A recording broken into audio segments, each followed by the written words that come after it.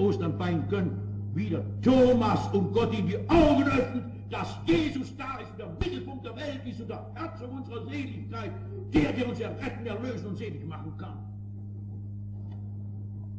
Gott helfe uns, lieben Freunde, dass wir mit dieser verrückten, dummen, klugen Idee der Frau Pilatus Schluss machen, haben und nichts zu schaffen mit diesem Gerechten. In der Auferstehung stellt uns Gott seinen Sohn hin. Ich möchte geradezu sagen, verstehen Sie es recht, drängt uns Gott seinen Sohn auf und sagt uns, es ist in keinem anderen Heil, ist auch kein anderer Name im Himmel den Menschen gegeben, darin sie könnten errettet werden, als in diesem Jesus.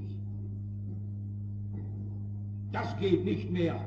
Wir haben nichts zu schaffen mit diesem Gerechten seit der Auferstehung. Das geht nicht mehr. Das geht nicht mehr. Es gibt ein Satz, das heißt so, du kommst an Jesus nicht vorbei. Und wenn dich ein Leben lang nicht vorbeidrückst, dann stehst du im Sterben vor ihm und im Gericht vor ihm. Du kommst an Jesus nicht vorbei. Das Dritte. Die Auferstehung Jesu ist Gottes Antwort, sagte ich, auf die Diskussion über Jesus, auf diese dumme, kluge Idee, nicht? Die Wirklichkeit nicht sehen zu wollen. Und noch ein drittes.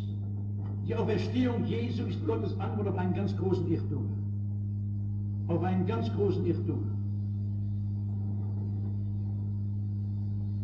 Ich sagte Ihnen, es hat mir mal Freude gemacht, die Leidensgeschichte Jesu durchzugehen und zu sehen, wie die Auferstehung Jesu Gottes Antwort auf jeden einzelnen Zug der Passionsgeschichte ist. Und da lassen Sie mich noch einen Zug nennen, der ganz am Anfang steht. Das war im Garten Gethsemane. Da dringen die Häscher herein, um Jesus zu fangen. Und da war ein wacher Mann, der dachte, wie ein Mann denkt. Da war der Petrus, der hat ein Schwert, das zog er, um Jesus zu verteidigen. Jesus hat ihm verwehrt. Aber im Grunde steht das ja immer im Hintergrund der Leidensgeschichte. Warum standen seine Anhänger nicht auf? Warum geschah denn nichts? Warum taten sie nichts? Sehen Sie, auf die Frage des Petrus, Herr, muss ich dich nicht verteidigen? Gibt Gott Antwort an Ostern, indem er seinen Sohn erweckt. Wenn der Petrus jetzt an seinen Säbel dachte, hat er sich geniert. Den, der aus den Toten kommt, den braucht ich nicht verteidigen. Den braucht ich nicht verteidigen. Meine Freunde, diese Frage ist wiederum sehr aktuell geworden. Und das hat jetzt nichts mit Politik, sondern mit Christentum zu tun, wenn ich es noch einmal auflege in der aktuellen Form. Einer unserer bundesdeutschen Minister hat am Aschermittwoch eine große Rede gehalten. Und da hat er gesagt, es wird nötig werden, dass wir bald mehr Kasernen als Kirchen bauen. Warum? Damit wir das verteidigen können, was in den Kirchen predigt wird. Damit wir verteidigen können, dass Pastoren in Freiheit in den Kirchen predigen können. Darum werden wir noch mehr Kasernen bauen müssen. Es ist merkwürdig, ein christliches Abendland solch einen Satz hin, ohne zusammenzuzucken. Darum muss jetzt anhand des Wortes Gottes darauf geantwortet werden. Die Antwort lautet so: Wenn eine Regierung das Geschäft betreiben will, nach allem, was wir erlebt haben, wiederum aufzurüsten und Kasernen zu bauen, dann soll sie die Begründung herholen, woher sie will, aber nicht aus dem Christentum. Denn die Auferstehung Jesu hat deutlich Gottes Antwort gebracht, die lautet: Ihr braucht mich nicht zu verteidigen. Nachdem wir 2 Kriege verloren haben, steht es ja aus nicht um so eine Verteidigung. Nicht. Ihr braucht mich nicht zu verteidigen. Ich sage noch einmal, mögen die Regierungsleute ihre Gründe für Kasernenbauten holen, wo sie wollen. Aber sie mögen uns im Christentum da verschonen. Ein prediges Wort des Gottes und mein Heiland braucht kein westdeutscher Minister verteidigen. Den hat Gott von Toten auferweckt. Den braucht der Petrus nicht zu verteidigen und den braucht heute niemand verteidigen. Das hat Gott deutlich gemacht, dem Petrus, dass er diesen Jesus von den Toten auferweckt hat. Diese glorreiche Auferweckung ist Antwort Gottes auch auf die Szene im Garten Gethsemane. Meine Freunde, ich weiß, dass wir bereits in eine Situation gekommen sind, wo man schon schlecht hören kann. Bitte atmen Sie dreimal tief und versuchen Sie zu hören, was ich Ihnen sage. Dies ist biblische Botschaft, dass Jesus nicht von uns verteidigt wird. Pastoren, kirchliche Institutionen vielleicht, aber darum legen wir gar keinen Wert, nicht? Jesus braucht von uns nicht verteidigt zu werden. Warum ist das so wichtig? Weil wir erst, wenn wir das gefasst haben, begreifen können, bitte alle anwesenden Eisenbahner nur zu sorgen, dass sie mal abgestellt wieder draußen. Können Sie auf der Galerie mich noch verstehen? Danke. Ja, gerade jetzt liegt mir viel daran, dass Sie mich richtig verstehen und nicht missverstehen. Erst wenn wir das begriffen haben, dass Sie weder mit Ihren persönlichen Reden noch Staaten Jesus verteidigen müssen, werden Sie nämlich das Evangelium fassen können, dass Jesus uns verteidigen will. Dass Jesus für uns eintritt. Das ganze Evangelium ruht ja in diesem Satz, dass Gott für mich verlorenen Menschen seinen Sohn gibt, damit endlich einer da ist, der für mich eintritt.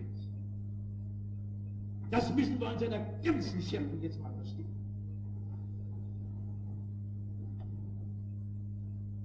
Lieben Freunde, ich habe Stunden gehabt, wo ich mich vor Menschen fürchten musste und es einfach erfuhr, was es bedeutet, mich hinter Jesus zu verbergen. Und er tritt für mich ein, wie er für sein Volk eintrat, als die Ägypter kamen und sie gefangen nehmen wollten. Da führte sie durchs Meer. Er tritt für sein Volk ein und sagt, der Herr wird für euch streiten und ihr werdet stille sein. Aber meine Freunde, er tritt namentlich für uns ein am schwersten, tritt man gesagt am dicksten Punkt. Ich muss Sie immer wieder fragen, haben Sie noch nie Angst gehabt vor dem Gericht Gottes? Haben Sie noch nie Angst gehabt vor dem Gericht Gottes? Wenn Gott unsere Sünde, unser Versagen, unseren Schmutz, unsere Lieblosigkeit, unsere Lüge, unsere Gottlosigkeit auf den Tisch legt. In der Bibel steht ein schreckliches Wort vom Zorn Gottes. Haben Sie noch nie Angst gehabt vor dem Zorn Gottes? Ich habe schrecklich Angst davor. Ich habe schrecklich Angst davor. Wollen Sie sich selber verteidigen? Sie werden kein Wort herausbringen im Gerichte Gottes. Kein Wort werden Sie herausbringen. Wenn Sie das nicht wissen, dann kennen Sie Gott überhaupt noch nicht. Und ich bin glücklich, dass ich in der Bibel gehört habe, dass Jesus mich verteidigen will. Und es mit Vollmacht kann, weil er am Kreuz für mich bezahlt hat. Weil er das Gericht für mich getragen hat. Nun tritt er für mich ein. Jetzt, heute, schirmt er mich vor dem Zorn Gottes. Und wenn ich sterbe, dann soll er mich umgeben, mich im Zorn Gottes schützen. Und an jedem Tage des Gerichtes darf ich jauchzen und mit Paul Gerhard sagen, kein Unheil mich erschrecket, kein Urteil Gottes mich betrübt, weil mich mit Flügeln decket mein Jesus, der mich liebt. Lernen wir es, dass unser Heiland auferweckt ist, der nach seiner Auferstehung von uns nicht mehr beschützt werden muss, aber der uns in jeder Lage und im Gericht Gottes beschützen kann und will,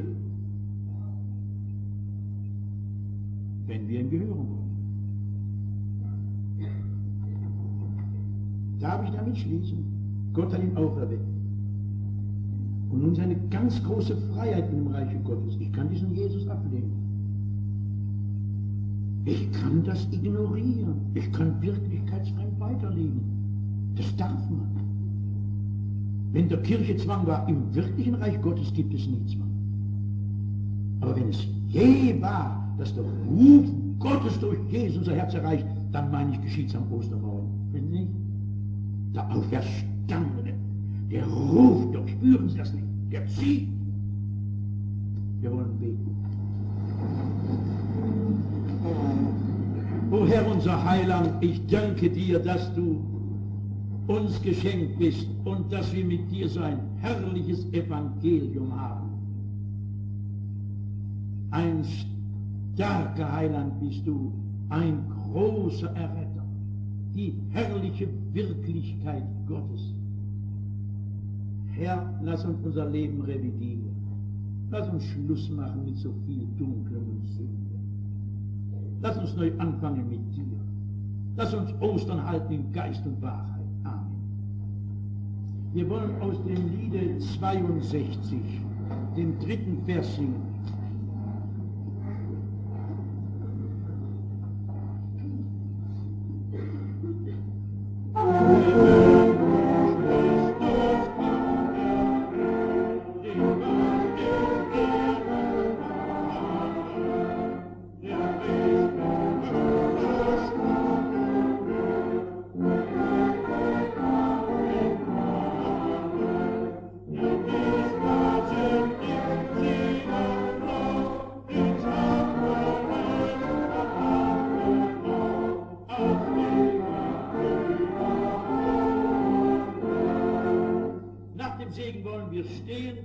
Ostergesang singen, Anhang 42.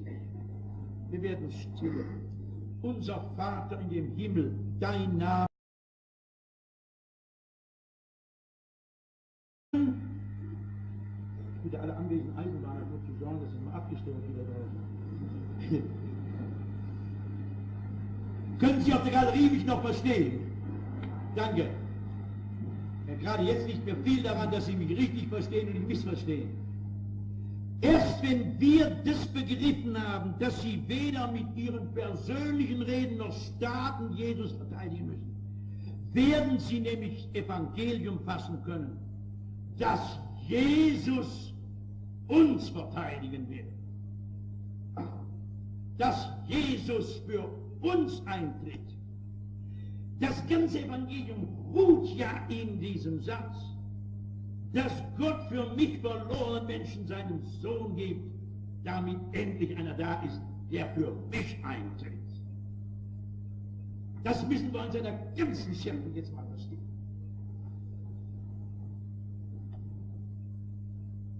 Liebe Freunde, ich habe Stunden gehabt, wo ich mich vor Menschen fürchten musste und es einfach erfuhr, was es bedeutet, mich hinter Jesus zu verbergen. Und er tritt für mich ein, wie er für sein Volk eintrat, als die Ägypter kamen und sie gefangen nehmen wollten. Da führte sie durchs Meer. Er tritt für sein Volk ein und sagt, der Herr wird für euch streiten und ihr werdet stille sein.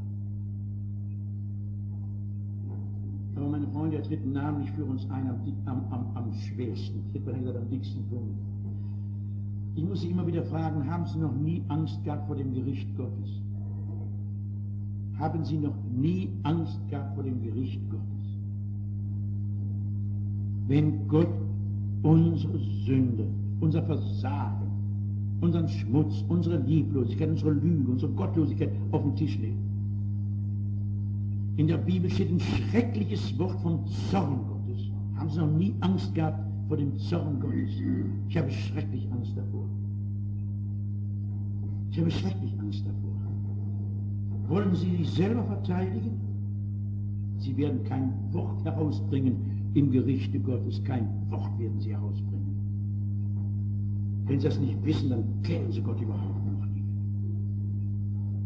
Und ich bin glücklich, dass ich in der Bibel gehört habe, dass Jesus mich verteidigen will. Und es mit Vollmacht kann, weil er am Kreuz für mich bezahlt hat.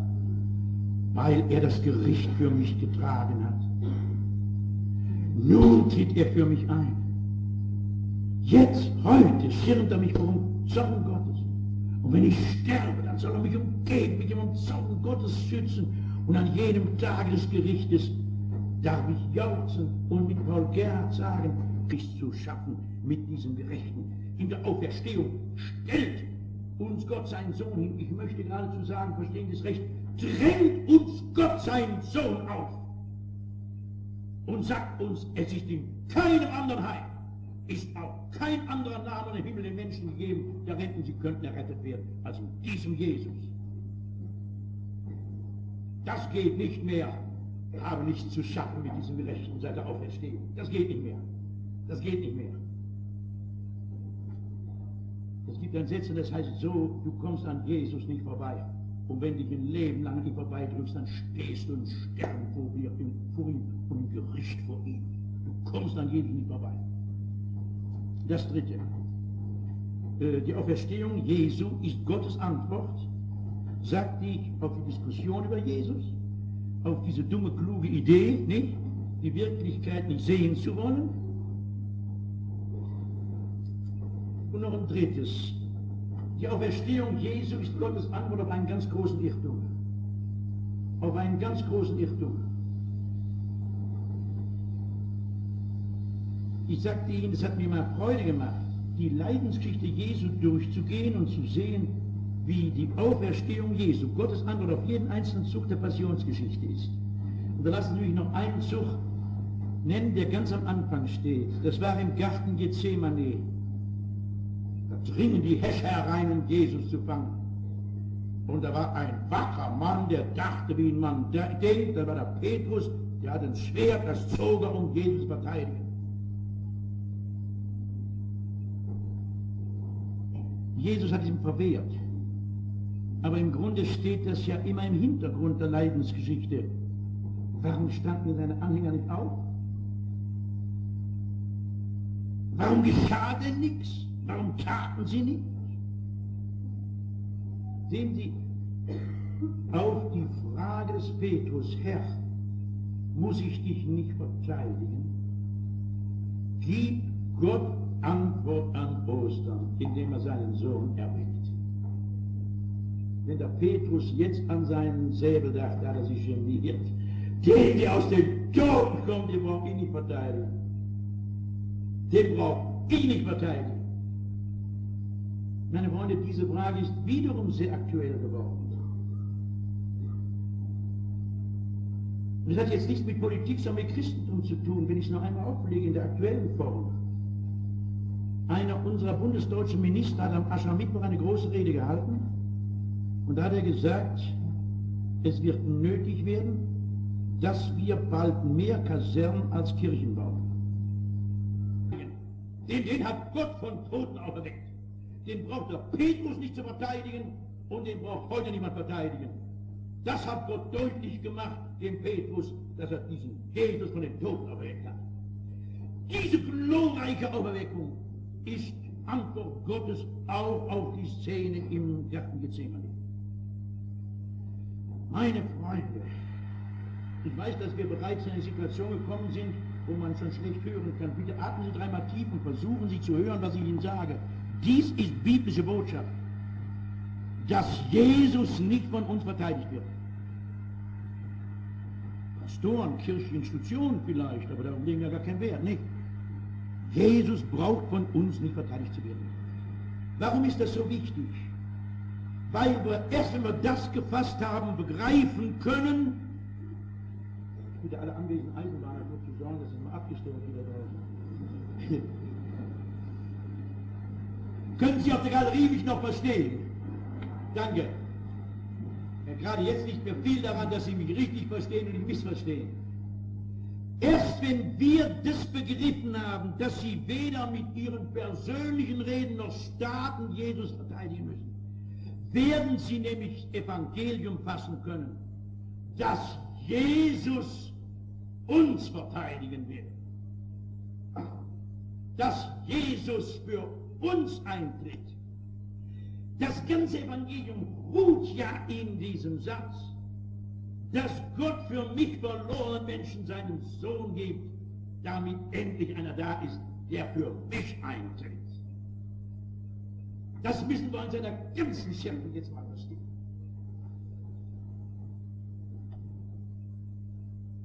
Lieben Freunde, ich habe Stunden gehabt, wo ich mich vor Menschen fürchten musste und es einfach erfuhr, was es bedeutet, mich hinter Jesus zu verbergen. Und er tritt für mich ein, wie er für sein Volk eintrat, als die Ägypter kamen und sie gefangen nehmen wollten. Da führte sie durchs Meer. Er tritt für sein Volk ein und sagt, der Herr wird für euch streiten und ihr werdet stille sein.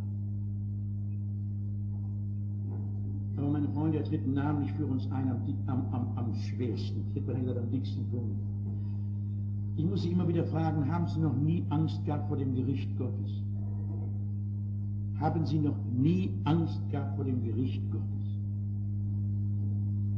Wenn Gott unsere Sünde, unser Versagen, unseren Schmutz, unsere Lieblosigkeit, unsere Lüge, unsere Gottlosigkeit auf den Tisch legt.